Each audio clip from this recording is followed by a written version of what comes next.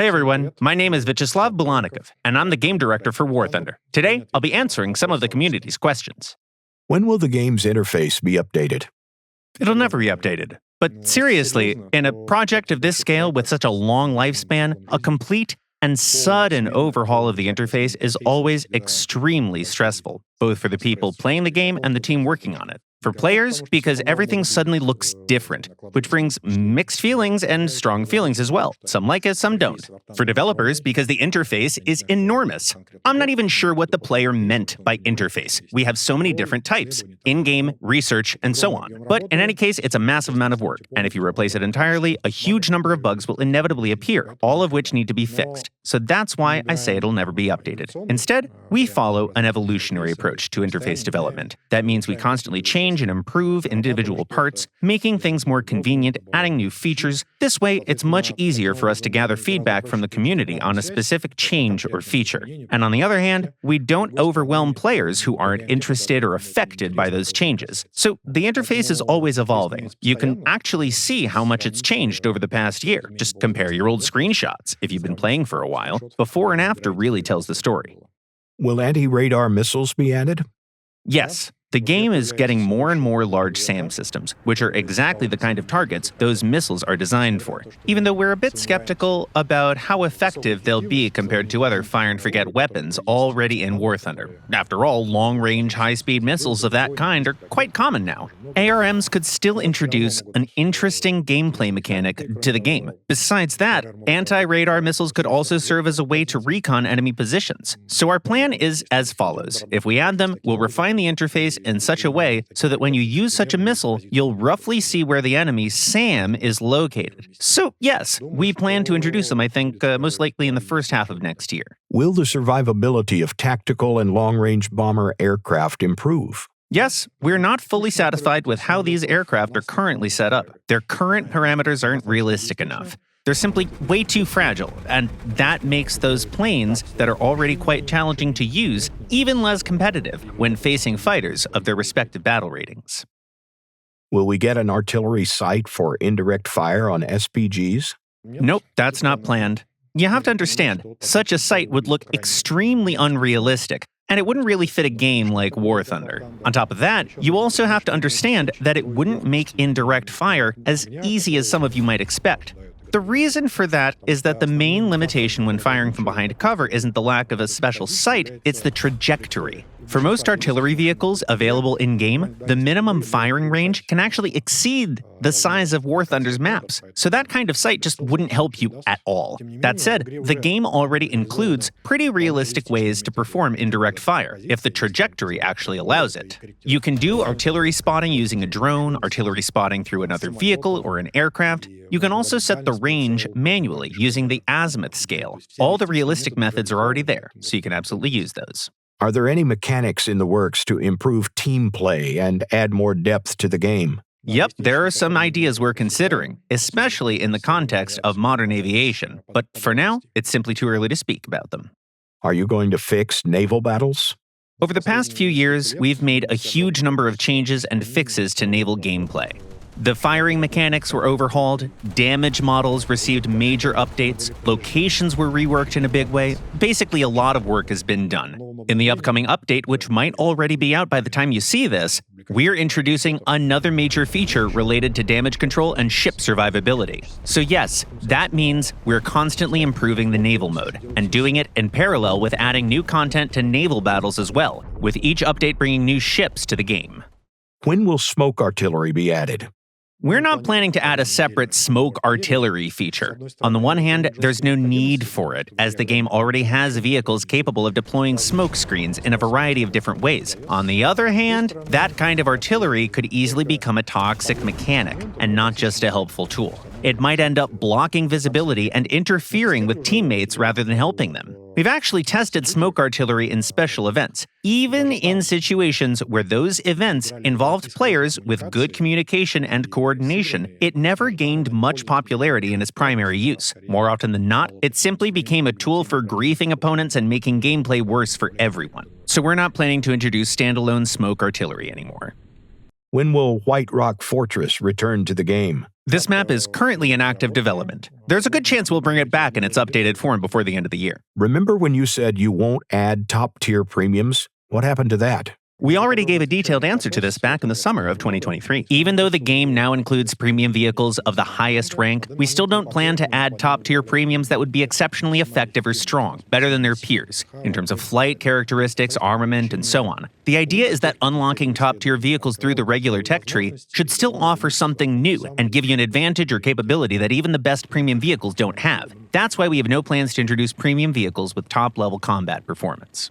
Air RB enduring confrontation tests were beloved by the community.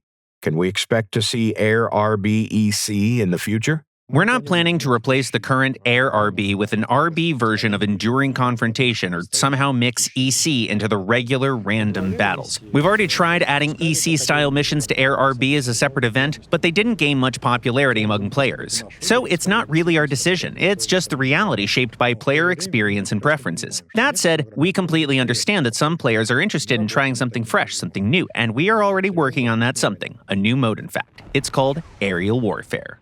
Are there any plans to introduce more WW2 vehicles to make mid-range BRs more diverse?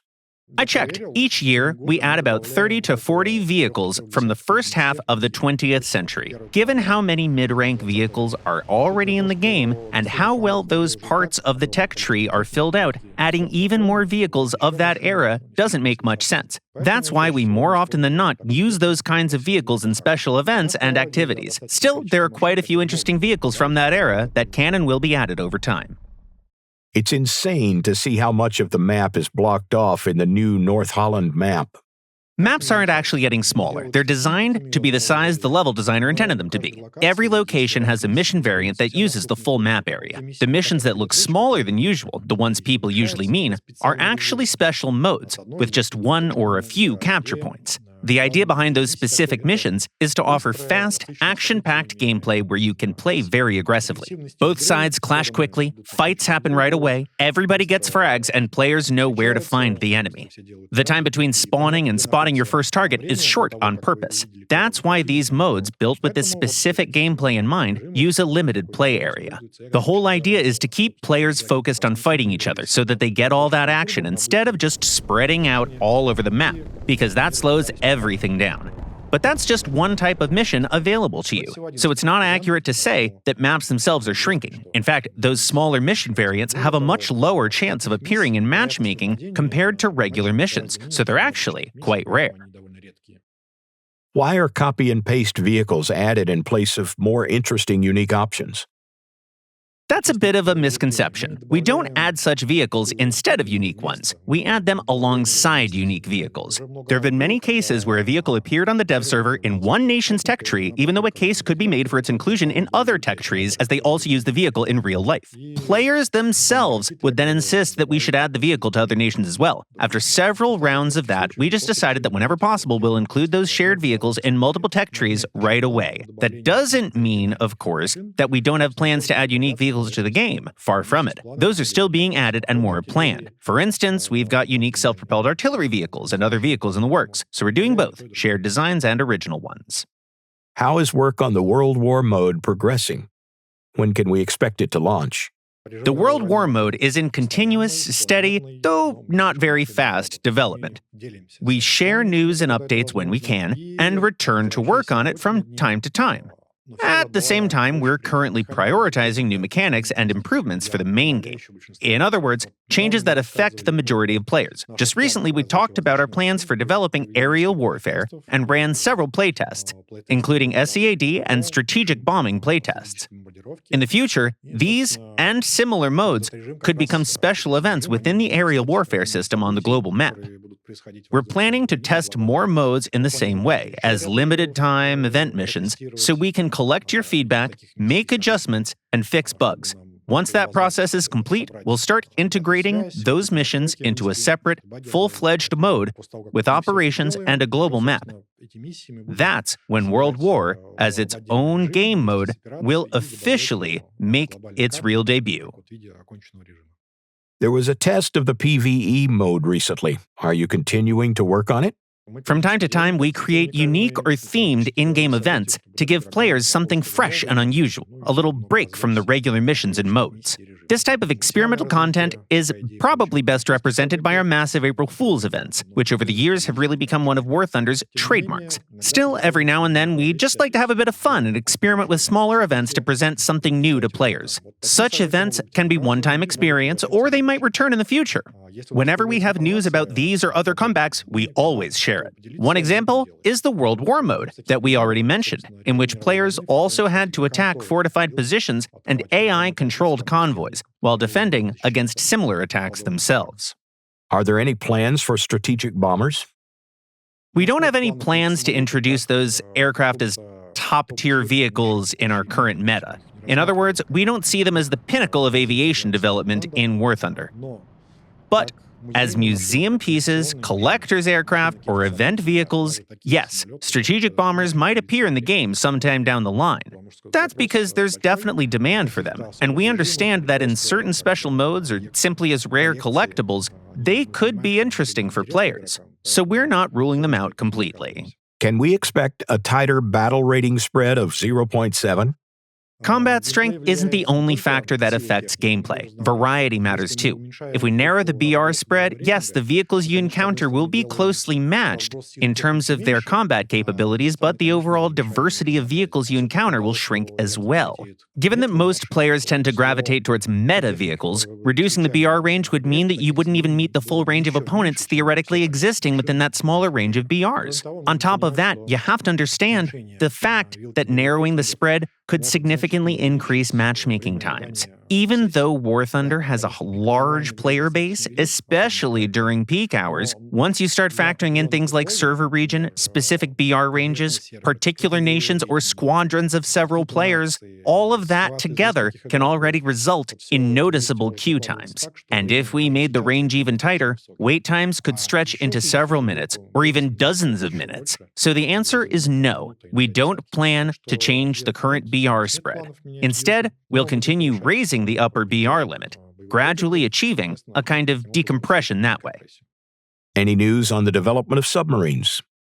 We're continuing to work on submarines, but implementing such a complicated and controversial type of vehicle takes a lot of time. The biggest challenge is figuring out how to properly integrate submarines, which were never designed for large-scale fleet battles, into the very same fleet battles that basically make up the standard naval experience in War Thunder, and to do it in such a way that we somehow don't break the game for everybody else. We're very grateful to the community and to all submarine enthusiasts for their patience, and we'll do our best to make sure that the final result meets your expectations. Are there any new game modes in the works? Players are tired of capturing zones. We think that if players were truly tired of the classic missions with 1 or 3 objectives, they'd have already stopped playing and switched to something else. These modes are classic for a reason. They appeal to players with their simplicity and consistency, letting them focus more on actually fighting the enemy rather than learning some complex mission rules or adapting to unpredictable mechanics. More elaborate missions with intricate objectives that would progress in some complicated fashion could work well with significantly fewer core mechanics or simpler mechanics. But in War Thunder, the scope and speed of what's happening, the sheer depth of vehicle control, and the number of possible actions already demand a lot in terms of player attention. Adding extra layers of complexity within the missions makes things much harder to follow and control. That's why we only introduce such experimental modes as temporary events. Not meant for everyone, but they give players who want that chance to shake things up a bit, have some fun with something that isn't just capturing points, and then return to the good old familiar game modes with renewed vigor. Are there any changes planned for Squadron battles? The Squadron Battles mode has gone through several major changes since it was first introduced, evolving alongside the game itself and adapting to ships and player engagement and priorities. Its current state seems stable to us, meeting the needs of players. The rewards for participating in this mode also appear to be well balanced with the effort required, so we're not considering increasing them at this time. When will we finally get the ability to ban more than one map? No, Because even right now, players already have the potential to ban up to 32 maps in the worst-case scenario. That's 16 versus 16 players, each banning one map, which removes 32 maps from the pool. And since not all maps are available at every battle rating, this can already exclude more than half the maps we have in certain modes. So even the current ban system already noticeably reduces the variety of locations players see, even if they personally ban just one map. Because of that, we don't think increasing the number of bans would be beneficial. Instead, we're focusing on a variety of measures that prevent players from being placed on the same map several times in a row. Why does that happen? Because the map selection process is utterly random. Even with a well-shuffled map list that avoids immediate repeats, as it works now, there's no guarantee that you won't end up on the same map twice or more in a row. For example, you finish a 17-minute match, wait 3 minutes, queue again, and you get the same mission even though in reality it only reappeared 19 minutes later. Unfortunately, that can happen several times in a row just by chance. It's randomness. It's also important to remember that map bans and dislikes work on top of all that and further reduce the available pool of maps you can be matched on, the pool you're personally drawing from, which amplifies the issue. So we're currently developing a system that takes a player's recent match history into account and filters out maps they or others currently in the queue have recently played. This should reduce significantly the number of streaks, situations where you're placed in the same map several times, 2 or more times in a row. By the way, most of the work on this system is already complete, and we're testing it even on live servers right now. Once we're confident everything's working properly, we'll roll it out everywhere, and, of course, we'll also make a corresponding official announcement. Is there something planned to improve the player experience of the helicopter PvE game mode? PvP battles involving helicopters are a very niche experience, something that appeals to a rather small and specific audience. That was clear from the limited popularity of the helicopter PvP mode, so we currently don't have any plans to bring it back in any form. As for dedicated helicopter PvE, we don't have any active or in-progress plans for its additional development right now either. We believe it already offers enough variety in terms of goals, objectives, helicopters with different weapon loadouts. Moreover, since we added the option to research helicopters through ground battles, namely by using the special option of converting earned experience, the relevance of dedicated helicopter PvP has naturally decline. After all, players experience helicopter versus helicopter combat as part of regular mixed battles. Players leaving after one death in high-tier mixed battles makes this part of the game regularly unenjoyable. Do you have any potential solutions in mind? Yes, we completely agree that when a large portion of one team leaves after their first deaths, it obviously makes the battle less enjoyable and less fair for everyone else, both your allies and your opponents. But we also understand that players who leave can have legitimate reasons to do that in real life. That's why we're not really eager to introduce some sort of penalty that would force players to stay. Instead, we want to support those who do want to stay, to keep playing but currently can't respawn. For example, because they simply don't have more vehicles available. Maybe they're on a new premium or squadron vehicle, just unlocked a new tier, have only one vehicle for it, and that's it. To help such players, and as a way to solve this problem, at least partially, we've already implemented a system where every premium vehicle comes with a bundle of backups by default. We also announced our plans to implement free daily backups in the latest community update. On top of that, we're exploring other ways to solve the issue, for instance, by adding a random vehicle slot in ground battles, similar to how it works for aircraft in naval battles. That way, players without a suitable vehicle for their current battle rating could still respawn using this special additional slot, where a random vehicle would be provided for them. This would let even single vehicle players respawn more than once, especially when combined with the backup mechanic. In a PvP game, it's frustrating to be killed by something you can't counter, new FNF missiles.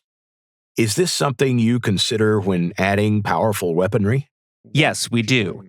However, in any kind of asymmetrical gameplay, situations like this are the natural result of that very asymmetry. For example, a piston-engine aircraft with the bomb engaging a tank without an anti-aircraft gun is an encounter even less fair.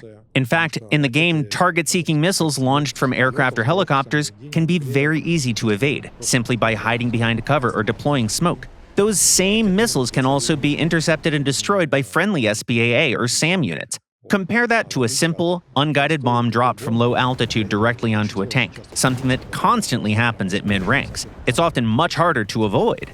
That's why the more diverse the lineup in a battle, the greater the variety of vehicles and differences between your vehicle and the ones you run into, the more interesting and varied the encounters themselves can be. Unfortunately, that also means that some of those situations will inevitably feel unfair to one side.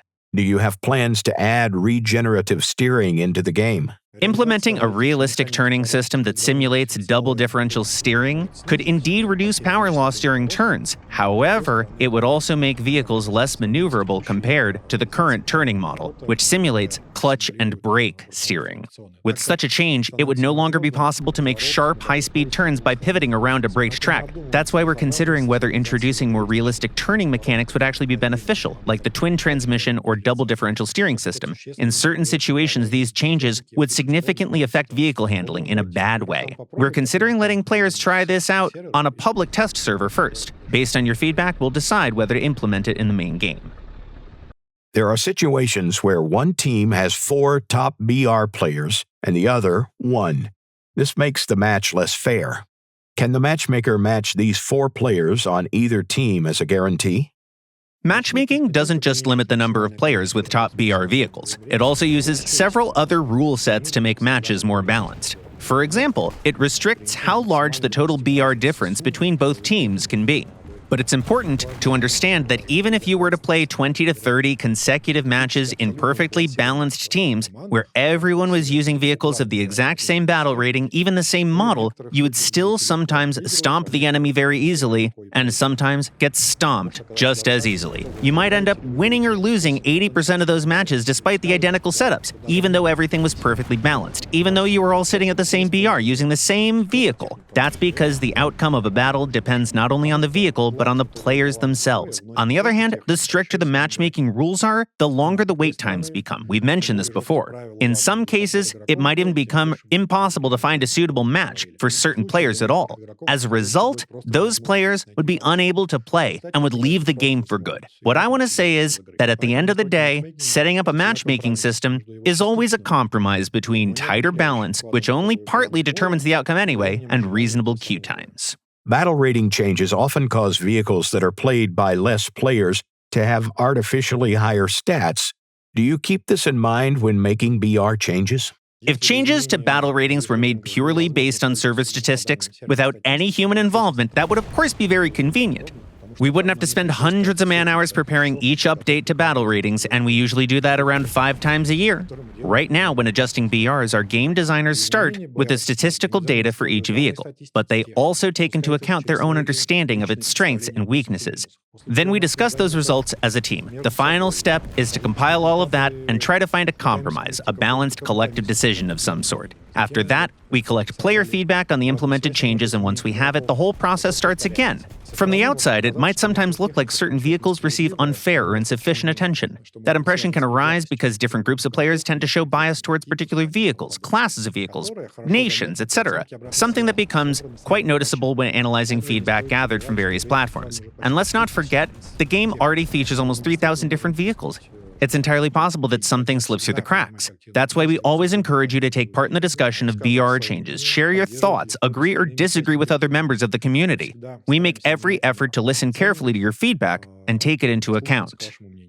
When will we finally get proper big maps for MBTs? Or even finally a tank RB-SB EC mode? The game already features ground maps of all kinds of sizes, from 1 by 1 kilometer or a bit larger all the way up to 4 by 4. All of them are equally present in the map rotation pool for high-level tank battles. However, it's important to understand that because players can use the map filter system to exclude locations they don't enjoy, the effective map pool, as I mentioned earlier, can become noticeably smaller. But that's not because of any sort of developer-run dictatorship. We don't have much say here. It's the result of what is effectively honest, democratic voting by the players involved in this game mode. As things stand now, the reality of tank battles at high levels is that most players prefer smaller maps and faster-paced matches, ones that relatively often end with one team being pushed back to its spawn simply because the distances between them are so short. Adding extra spawn zones to such maps isn't really feasible. There's simply not enough space. And even if we somehow did that, those new spawns would quickly fall under the control of the dominant team anyway, given how short the engagement distances are. Will the basement guy ever be released? I asked you not to include this question. Why is it here?